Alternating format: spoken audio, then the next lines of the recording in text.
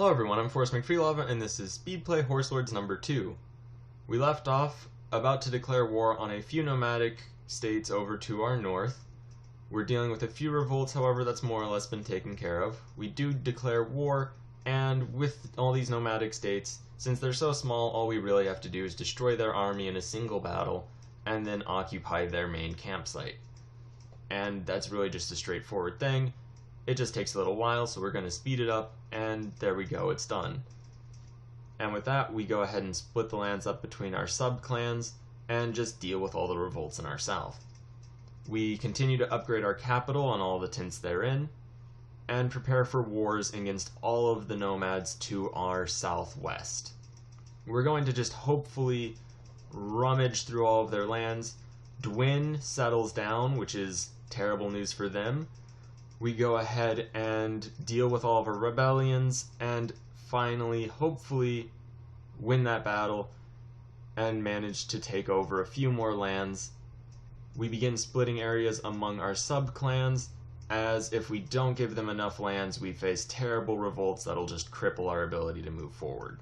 We deal with marriages and things along those lines. We get an heir, which is fantastic news. And we go ahead and attack another state to our southwest, just constantly pushing the border. Every time we advance, every time we take new lands, we're just adding to this amazing snowball of ours. We do have to deal with revolts more or less constantly. However, as we spread these territories to our sub-clans and get them all pillaged, we no longer have to worry about that. You'll notice all of those areas are now Zoroastrian and will no longer revolt. We also have a lot of areas on the Silk Road, which is going to be great for our income. As while most of our income is going to come from pillaging, it may not be the most long-term solution, and it is nice to get some trade income in as well. We continue to upgrade our capital. There's a large battle which we lose out loud. We send reinforcements and they lose out loud. And now we just try to get our armies out. We lose a third battle, also just terribly. Our armies combined would be big enough to deal with this enemy force. It's just a matter of getting them together without all dying individually. However, that being said, we are able to get our armies together. We get the right commanders in the field. We charge the enemy, we win, and we win the war basically immediately. With that done, we go ahead and attack nomads to our west. Once again, just continuing the snowball, we take all of the lands that we just took away from the vassals that control them so that we can pillage them directly. That gets rid of all of the provinces' buildings and destroys their economy, but it gives us a nice amount of gold up front, so it's kind of worth it. Unfortunately, the territories we declared war for don't have any holdings, so we either have to keep a small army on them or not have them under our control at all. We took over the enemy campsite, however, while they still have armies roving around, we won't be able to win the war. So we go ahead and just charge at their army, we win but don't stack wipe it, and we're going to speed this up because this is going to become a very long and tedious process of our armies dealing with a slew of revolts across all of these provinces as they constantly rise up against our pillaging squads that are just looting their entire livelihoods for money to build up our tents. And we rove around with our army, not actually successfully engaging the enemy for quite some time. We do, however, finally manage to get them and fight them again, still not stack wiping them. We fight a third battle which gets them and stack wipes them. They retake their camp, a different state takes over one of the two provinces we need. We declare war on them, take the province back. Now we have to deal with them. We send our forces over to siege them out. We lose control of the camp, fight a winning battle, chase their army down, don't actually stack wipe it, lose control over one of the territories again, retake control over the territory again. Finally we make peace after a very long and tedious thing that I'm very glad I don't have to watch at a slower rate. And now we can't even make peace with this group. We have to send our forces over to defeat their armies yet again. We can't actually take control over that top province without leaving a force there, and I don't want to just lose a force, so we have to move it back and forth. We go ahead and chase the enemy. The state that we just defeated is back at war with us, so we have to lurch our armies back into their territory once again.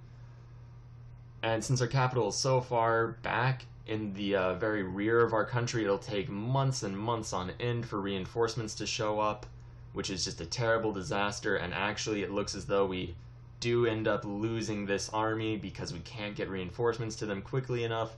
We finally get a force over. We manage to just narrowly catch the enemy, destroy their army, move back to reoccupy our own territories. We press further and further into their lands. They just will not accept peace. Finally we get peace. We just sack all of those vassals, taking direct control and pillaging the lands to give to our vassals later. What I'm doing, I'm only giving lands over to our sub-clans once we have fully pillaged them. That way we get all the money we can. We declare war, this time on a settled society, which is unbelievably straightforward compared to that massive nonsense that is invading nomads. Even as a nomad, invading nomads is just unreasonably difficult.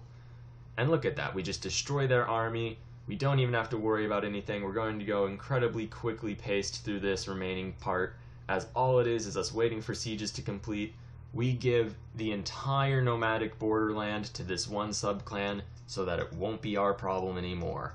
From now until I have no choice otherwise, we're going to be expanding exclusively into settled societies, as they are just much more straightforward and much more profitable to take over. You'll notice we didn't get very many lands whatsoever that we could just pillage for money and technology out of the nomadic wars, but look at all of these lands that we can just strip from vassals and pillage to our heart's content. And we have these massive armies, funded in part due to all of the lands and money and prestige we have, so we're able to just keep declaring wars. We're going to speed up pretty quickly, as this is going to be more sieges and more fighting off rebellions. And realistically though, we are, as long as we stay away from nomads, going to have a pretty straightforward time with this. And once again, the goal is ultimately going to be that we were going to create a completely new world. This is just the process of getting that world set up. So the real fun's going to happen once we are the most assuredly dominant place in the world. We go ahead and take over that region and start splitting all the vassals away so we can pillage the area. And I'm going to just extremely fast forward the cleanup. Another nomadic area settles, which is fantastic news. They won't be that much of a problem. And we come back, we've cleaned up the area. Next step is going to be just romping through the Abbisids if we're able to. We only have we have a relatively large army, to be quite fair. Very significantly powerful this early in the game. Nomads are incredibly powerful. We just have to deal with the constant revolts essentially everywhere. However, when we come back, we will overthrow the Abbisids and begin a new era in the world. Thank you very much for watching. Please like, share, and subscribe. We're going to get through this portion rather quickly, and I hope you enjoy the journey, and it's going to be a very interesting destination, I can promise you that.